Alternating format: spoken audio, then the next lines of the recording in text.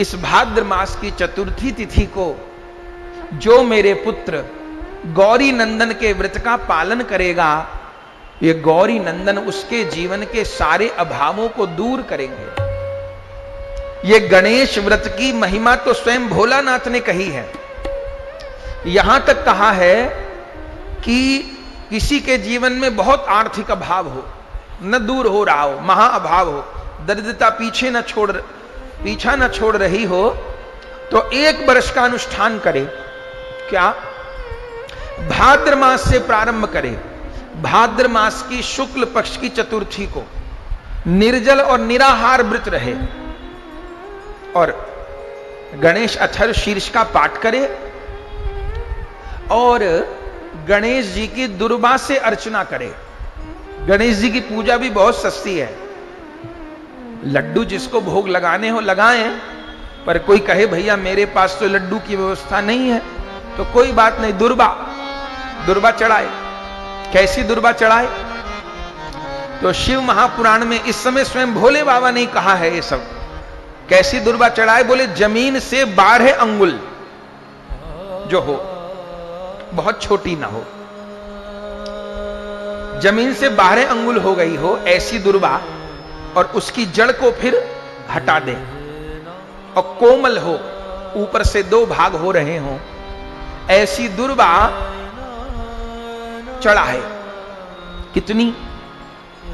अगर संभव हो तो 1008 युगल दल, इतना नहीं तो 108, इतना नहीं तो आखिर में 21 दुर्वा के लिए कहे हैं। वो दुर्वा चढ़ाए और फिर लड्डू भोग लगा सके तो लड्डू भोग लगाए।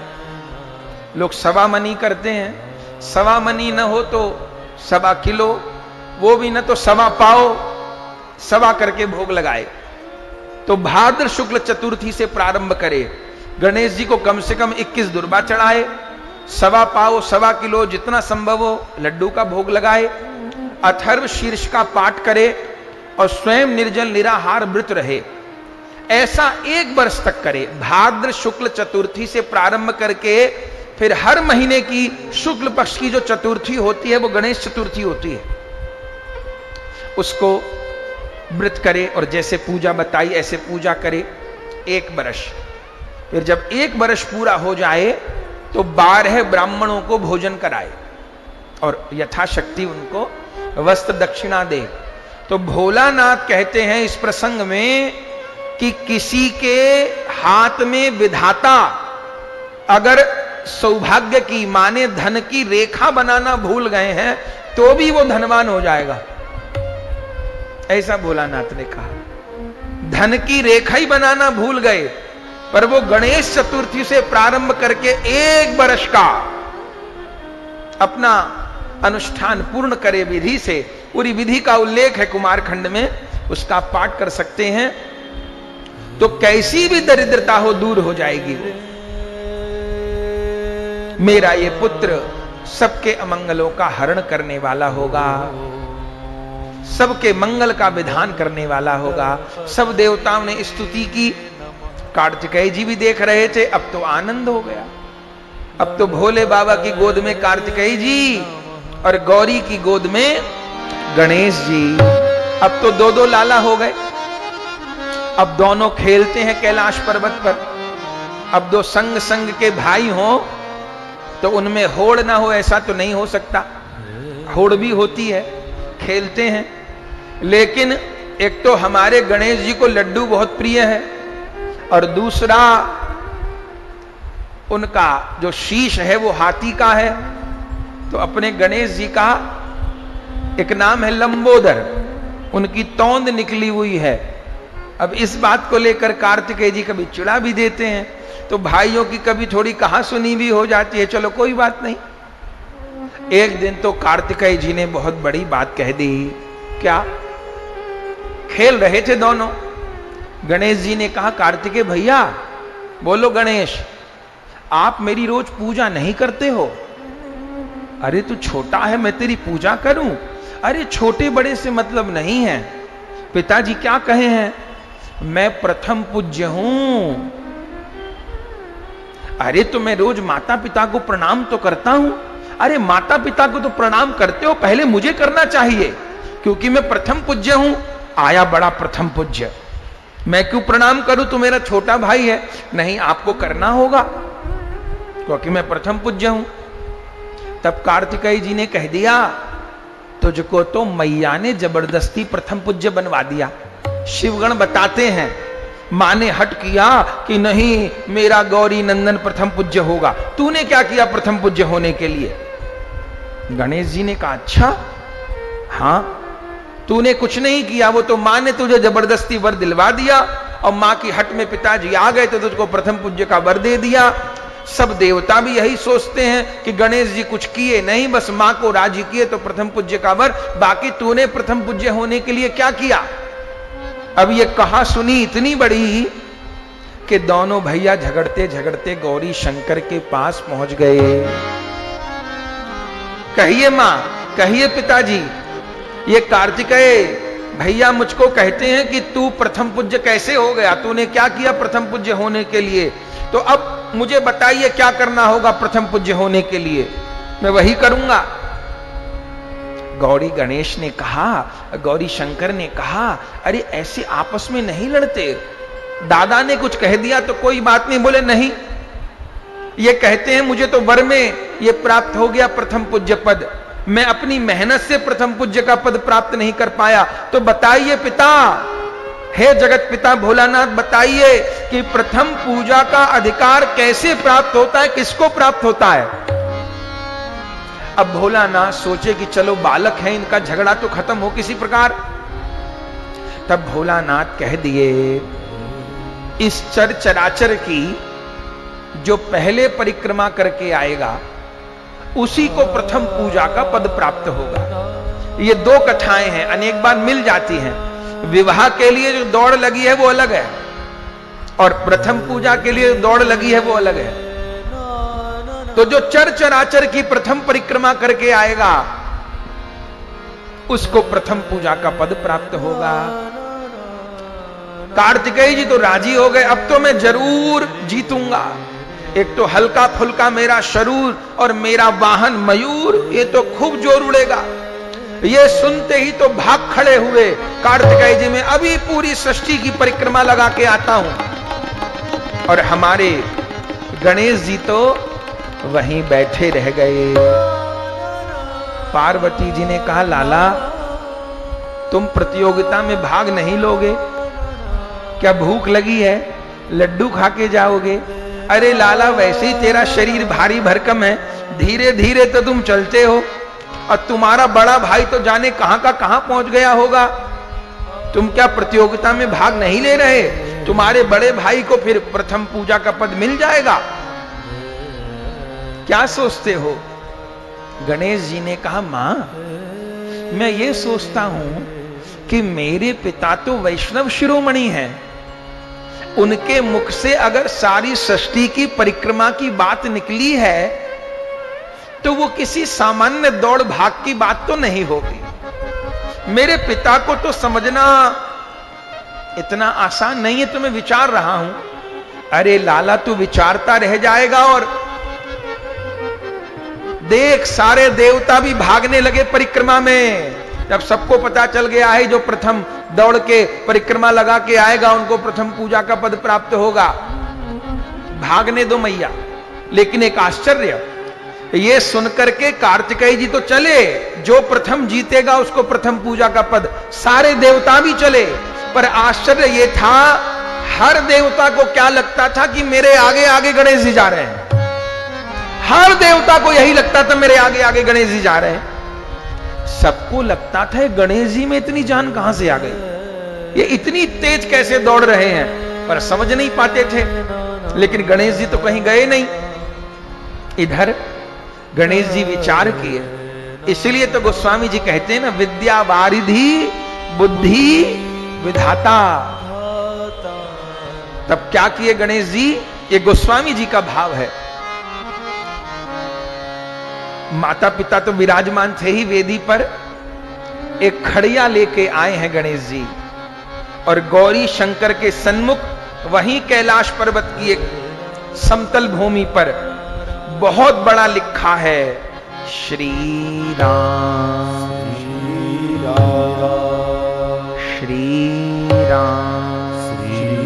राम। वहां कैलाश की समतल भूमि पर राम नाम अंकित किया है और उस राम नाम का 100 विधि गणेश जी ने पूजन किया है और राम राम कहते हुए उस राम नाम की और अपने माता पिता गौरी शंकर की एक बार नहीं 7 बार परिक्रमा की है और 7 बार परिक्रमा करके माता पिता को प्रणाम किया।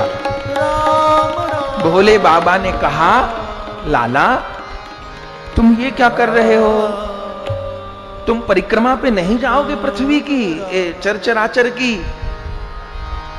गणेश जी ने कहा, हे भोलानाथ आप बताइए ये सारी सृष्टि राममय है कि नहीं है? हां, सारी सृष्टि राममय है। आप तो प्रतिदिन कहते हो सीय राममय सब जग जानी, करहूं प्रणाम जोरी जुग पानी। इस सारी सृष्टि को, सारे जीवों को सीताराम का स्वरूप मान के मैं प्रणाम करता हूं।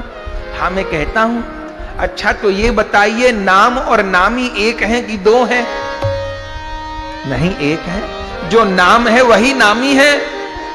तो अगर मैंने राम नाम की परिक्रमा कर ली तो क्या चराचर संपूर्ण सृष्टि की परिक्रमा नहीं हो गई? क्या कहना? ये कहते ही तो भोलानाथ के नेत्र सजल हो गए और गोद में भर लिया गणेश जी को और आवाज लगाई, हे देवताओं अब भागने दौड़ने से कोई लाभ नहीं है, आ जाओ। ये मेरा गणेश प्रथम पूजा के पद को प्राप्त कर चुका है। इसने राम नाम की परिक्रमा करके सारे चराचर की परिक्रमा कर ली है। गोस्वामी जी ने इसी भाव को रामचरितमानस में लिखा है। क्या लिखा है? महिमा जासु जान गण राउ, महिमा जासु जान गण राउ, प्रथम पूजियत नाम प्रभाव, प्रथम पूजियत नाम प्रभाव। महिमा जासु जान गण राउ, महिमा जासु जान गण राउ, प्रथम पूजियत नाम प्रभाव, प्रथम पूजयति नाम प्रभाव। नाम प्रभाव जान शिवनी को, नाम प्रभाव जान शिवनी को, कालकूट फल दीन अमी को, कालकूट फल दीन अमी को। महिमा जासु जान गण राउ, महिमा जासु महिमा जासु, महिमा जासु जान गण राउ। क्या कहें? गणपति ने नाम की महिमा को जाना है। अब तो आनंद हो गया हमारा, सब देखते ही रह गए और सबने कहा ये विचार हमारे दिमाग में क्यों नहीं आया? हम तो पसीने ही बहाते रह गए और गणेश मान गए भाई विद्या वारिधि बुद्धि विधाता। चलो धीरे धीरे और बड़े हुए। गौरी मैया ने भोलानाथ को कहा, प्रभु अब मेरे लाला को विद्याध्ययन नहीं कराएंगे क्या? कार्तिकेय को तो देवगुरु बृहस्पति जी ने ही पढ़ा दिया था, अब मेरे लाला की भी विद्या अध्ययन की व्यवस्था करिए। गणेश जी ने कहा, अरे गौरी तेरे पुत्र को कौन पढ़ाएगा? सारे जगत को विद्या देने वाला तो यही है, प्रथम पूजा के पद पर यही है। सो तो ठीक है, लेकिन माँ बाप को तो संस्कार कराने चाहिए ना। अब बालक का यज्ञोपवीत संस्कार कराइए और फिर वेदारंभ संस्कार कराइए। तो कहां भेजूं? संयोग से उसी समय पाराशर जी महाराज शंकर जी के चरणों में आकर उपस्थित हुए। अब भोलानाथ की मौज जो आ गए सामने, उन्हीं को आज्ञा कर दी, आप मेरे गणेश का यज्ञोपवीत कराइए और इनका विद्या अध्ययन कराइए। तब पाराशर जी महाराज ने गणेश जी का यज्ञोपवीत संस्कार कराया है और गणेश जी पाराशर जी के यहां उनके गुरुकुल में विद्या अध्ययन करने के लिए गए हैं। अब महाराज क्या कहना, गणेश जी को क्या पढ़ना बाकी है, उनकी कृपा से तो सबको विद्या मिलती है। जिस ग्रंथ को पढ़ने बैठते हैं वही ग्रंथ साक्षात मूर्तिमान होकर खड़ा हो जाता है और गणेश जी की स्तुति करने लगता है। अरे वेदों का अभ्यास करने बैठे तो चारों वेद गणेश जी को प्रणाम करने लगे। ये जो गणेश अथर्व शीर्ष का पाठ है ये वेदांग तो है, ये तो वेद मंत्र है, तो स्वयं वेद गणेश जी की स्तुति करते हैं, प्रणाम करते हैं। स्तुति करने लगे, धीरे धीरे करके सारे ग्रंथ हृदयांगम हो गए। लेकिन और जितने विद्यार्थी पढ़ते थे पाराशर जी के यहां उनसे मित्रता हो गई गणेश जी की। तो गणेश जी तो पहले दिन ही लौट जाते पर और बालकों को स्नेह देने के लिए रहे। इन्हीं दिनों पाराशर गुरु जी के यहां एक चूहे का आतंक फैला था। ये चूहा कैसा था? बोले कहने कोई चूहा था, शरीर तो इसका शेर के जैसा था, माने शेर जितना बड़ा और खतरनाक था, कहने को चूहा था। और आता कब था? आता रात को था। और क्या करता था? विद्यार्थियों की पोथी काट देता था, विद्यार्थियों के सब सामान बिगाड़ देता था। विद्यार्थी लोग बहुत दुखी होते थे। एक दिन गणेश जी को कहा, गणेश भैया वो एक मूसक आता है और हमारी सारी पोथियां बिगाड़ देता है, हमारे लिखने पढ़ने के सारे कागज नष्ट कर देता है, तुम उसका उद्धार करो। चलो देखेंगे। एक दिन तो वो चूहा गुरु पाराशर जी के ही वस्त्र काट गया। तब गुरु जी स्नान करने को गए, देखा तो सारे वस्त्र काट दिए। तब गणेश जी को लगा अब तो इसका कुछ करना पड़ेगा। तब एक दिन रात को गणेश जी छिप के बैठ गए और तभी रात के समय आता था ये छिपते हुए, और जैसे छिपते छिपते छिपते छिपते गुरु जी के स्थान के निकट आया, तैसे ही गणेश जी ने इसको पकड़ लिया। और जैसे इस मूसे को पकड़ा, महाराज इसकी चूहे वाली देह तो छूट गई और ये गंधर्व के रूप में प्रकट हो गया, देवता के रूप में प्रकट हो गया। गणेश जी ने कहा तू कौन है? इसने कहा महाराज मैं क्रौंच नाम का गंधर्व हूं। अरे गंधर्व तो देवता होते हैं, तो तू चूहा क्यों बन गया? बोले महाराज मेरे से पूर्व जन्म में पाप हो गए। क्या? एक तो मेरा ये गलत आचरण था कि मैं चलता था तो सबको ठोकर मारते हुए चलता था। किसी किसी की आदत होती है, इतने लापरवाही में चलेंगे कि आसपास वालों को पैर लगाते हुए। इसलिए कथा में आवे तो जहां स्थान मिले वहीं बैठ जाए। चलती कथा में सबको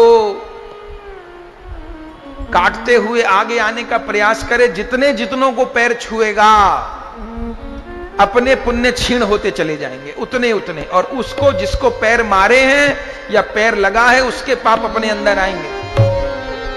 तो बिल्कुल सावधानी पूर्वक, भले छोटा हो भले बड़ा हो, मेरा पैर न लगे किसी को। तो एक तो मैं असावधानी पूर्वक चलता था, मेरा पैर सबको लगता था। और कोई कहता था भाई हमको पैर मार दिया, तो मैं कहता था क्या हो गया? एक तो ये पाप मेरे से खूब हुआ। दूसरा क्या हुआ? महाराज सौभरी ऋषि मेरे गुरु हैं, उनकी धर्मपत्नी मेरी गुरु माता लगती थी। मैं सौभरी ऋषि के यहां पढ़ता था, लेकिन अपनी गुरु मां के प्रति मेरे मन में बुरा विचार आ गया। और जब सौभरी ऋषि तपस्या करने को गए थे तो मैं अपनी गुरु मां के साथ में जबरदस्ती करने लगा, बुरा व्यवहार करने लगा। तब मेरी गुरु माता चीखी, उनकी पुकार सुन के सौभरी ऋषि की तपस्या भंग हो गई। तब उन्होंने मुझे श्राप दिया, अरे निर्लज्ज, तू ये कैसा काम करता है? गुरु मां तो जन्मदात्री मां से बढ़कर होती है, गुरु पत्नी मां के समान होती है, तू चूहा बन जा, अपना मुंह छुपाते डोल, अपना मुंह किसी को मत दिखाना। तब से मैं चूहा बन गया। और जो चूहा होता है वो देखिए ना, कभी आपको चलते दिखाई नहीं देगा, भागते दिखाई देगा। चूहा सामने से नहीं, मुंह छिपाए घूमता है चूहा। तो जो लोग ऐसा कर्म करते हैं उनको चूहे की योनि में जाना पड़ता है। तो महाराज ये मेरी जिंदगी की कहानी है। तब मुझे श्राप मिल गया, मैं चूहा बनूंगा, मुंह छुपाते डोलूंगा। तब मैं सौभरी ऋषि के आगे बहुत रोया कि महाराज मेरे से अपराध हो गया, लेकिन अब मार्जन बताइए। तब उन्होंने कहा था, जब कभी किसी महान नाम जापक का तुझको स्पर्श प्राप्त होगा तो उनकी नाम जप की शक्ति से तेरे पाप नष्ट हो जाएंगे। सोचिए नाम जापक की कितनी महिमा होती है। यहां गणेश जी की कृपा नहीं है, नाम जापक की कृपा है। प्रथम पूजियत नाम प्रभाव। इसलिए कार्तिकेय जी के जैसा कोई मंत्र जापक नहीं और गणेश जी के जैसा कोई नाम जापक नहीं है। आज आपका स्पर्श प्राप्त हुआ मुझे, आपकी जीभा पर तो हर समय राम नाम विराजते हैं महाराज। मैं निष्पाप हो गया हूं। चलो तो ठीक है, अब जाओ, अब किसी को मत सताना। नहीं नाथ, अब आपने स्पर्श करके मेरे पाप तो नष्ट कर दिए, लेकिन अब मुझे आपकी ही सेवा में रहना है। अरे मेरी सेवा में कैसे रहोगे? मुझे किसी की जरूरत नहीं। नहीं प्रभु, अभी तक आपको कोई वाहन प्राप्त नहीं है, तो तुम क्या करोगे? मुझे अपना वाहन बना लीजिए तो अच्छा लगेगा। मैं किसी देवता के ऊपर चढ़ के चलूंगा। बोले नहीं नहीं महाराज, मैं अब चूहा ही बना रहूंगा। अरे चूहे के शरीर से तो तुम्हारी मुक्ति अब हो गई, तुम चूहा क्यों बने रहोगे? बोले महाराज ये चूहे की देह मुझको बहुत प्यारी है। क्यों? जब देवता का शरीर था तो मुझे आपकी कृपा नहीं मिली, इस चूहे के शरीर में मुझे आपकी कृपा मिली है, तो ये शरीर मेरे लिए अधिक उपयोगी हो गया। जैसे काकभुशुंडी जी महाराज कहते हैं ना, गरुण जी पूछते हैं, जब आप कोई भी शरीर धारण कर सकते हो अपनी इच्छा से, तो आप हमेशा कौवा का रूप धारण क्यों किए रहते हो? तो उस समय काकभुशुंडी जी गरुण जी को क्या कहते हैं कि सोई सुंदर सोई सुभग शरीरा, सोई सुंदर सोई सुभग शरीरा, जेई तन पाई भजिय रघुवीरा, जेई तन पाई भजिय रघुवीरा, एहि तन राम भगति में पाई, यही तन राम भगति में पाई, ताते मोहि ममता अधिकाई, ताते मोहि ममता अधिकाई, सोई सुंदर सोई सुभग शरीरा, सोई सुंदर सोई सुंदर, हाँ सोई सुंदर सोई सुभग शरीरा। वही शरीर सुंदर है, वही निरोगी है जिस देह में भगवान की भक्ति हो जाए। तो मुझे चूहे वाली देह में आपकी कृपा प्राप्त हुई है। अब मैं देवता का रूप धारण नहीं करूंगा, अब मैं यही चूहे का रूप धारण करूंगा और आप मेरी सवारी करो। गणेश जी ने कहा ठीक। अब इतनी प्रार्थना करी, तब गणेश जी ने उस क्रौंच नाम के गंधर्व को मूषक के रूप में, वो भी देवता है, इसलिए गणेश जी की सामान्य चूहे पे नहीं बैठते, वो देवता है, वो स्वयं कृपा प्राप्त करके गणेश जी का वाहन बना है। अब गणेश जी उस चूहा पर विराजमान हो गए, विद्या अध्ययन पूरा हो गया और अब फिर चले हैं। जब चलने लगे तब पाराशर जी महाराज आके उपस्थित हुए हैं। गणेश जी ने गुरु जी को प्रणाम किया और गुरु जी से कहा, आप गुरु दक्षिणा मांगिए, मैंने आपसे ज्ञान प्राप्त किया है। तब गुरु जी ने यही कहा कि हे गणेश, तुम तो विद्या वारिधि बुद्धि विधाता हो, बस मुझको निर्मल बुद्धि का वर दो। श्री हरि के चरण कमल में मेरी निरंतर भक्ति बनी रहे और मुझे गौरव प्राप्त होता रहे कि तुम मेरे शिष्य हो, मैं तुम्हारा गुरु हूं। तब अपने गुरुदेव को भी मनचाहा वर दे करके चले हैं और चलते चलते चलते चलते अपने सारे सहपाठियों से मिले। अब चूहे पे ही सवार होकर के कैलाश लौट रहे हैं। भोले बाबा को खबर होती तो नंदी भेजते, विमान भेजते, गण को भेजते, लेकिन गणेश जी तो अपने चूहा पे सवार होके चले हैं। अब गणेश जी का अद्भुत स्वरूप और चूहे की अपनी चाल है, अपनी मस्ती में चल रहे हैं। चलते चलते चलते चलते आधा रास्ता पार कर दिया था। चंद्रमा ने देखा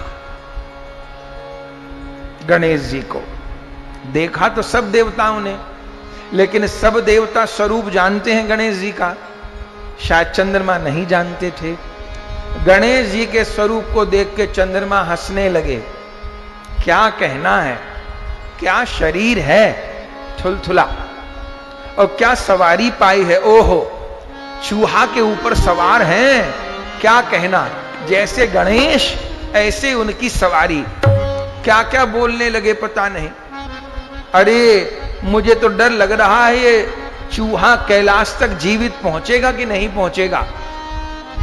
गणेश जी सुनते रहे, कुछ नहीं बोले, पर आखिरकार तो चंद्रमा ने हद ही कर दी। वो लगातार कुछ ना कुछ कुछ ना कुछ कुछ ना कुछ कहते रहे। तब गणेश जी को रोष आया है और उस समय गणेश जी रुके और उन्होंने चंद्रमा को कहा, इस मूषक को मैंने अपनी इच्छा से वाहन नहीं बनाया। ये क्रौंच नाम का गंधर्व है, अपनी इच्छा से मेरा वाहन होना चाहता है, तो क्या मैं इसको स्वीकार कर दूं? तुम देवता होकर के सब बात जानते हो, फिर भी हंसी उड़ाते हो। चंद्रमा फिर भी नहीं माने। सो गणेश जी ने श्राप दे दिया, अरे चंद्रमा तू श्रीहीन हो जा, तेरा प्रकाश चला जाए। बस जो ये श्राप दिया महाराज, सारे देवता कांप गए। अगर चंद्रमा प्रकाशहीन हो जाएंगे, तेजहीन, श्रीहीन हो जाएंगे, तो वनस्पतियों का पोषण कैसे होगा। आप जानते हैं, खेती के लिए जितने सूर्य जरूरी हैं, धूप ना निकले तो खेती ना हो, ये तो ठीक है, लेकिन खेती के लिए, अन्न के लिए जितने सूर्य जरूरी हैं, उतने चंद्रमा भी जरूरी हैं। ये जो वनस्पति के भीतर जीवनी शक्ति आती है, ये कहां से आती है? ये चंद्रमा से आती है। चंद्रमा अपनी किरणों से अमृत का निर्झर करते हैं। वनस्पति उन चंद्रमा की शीतलता से, किरणों से अमृत को ग्रहण करती हैं। उसी से वनस्पति के भीतर जीवनी शक्ति आती है। किस जीव को किसके घर जन्म लेना है, यह कैसे निर्धारित होता है जानते हैं?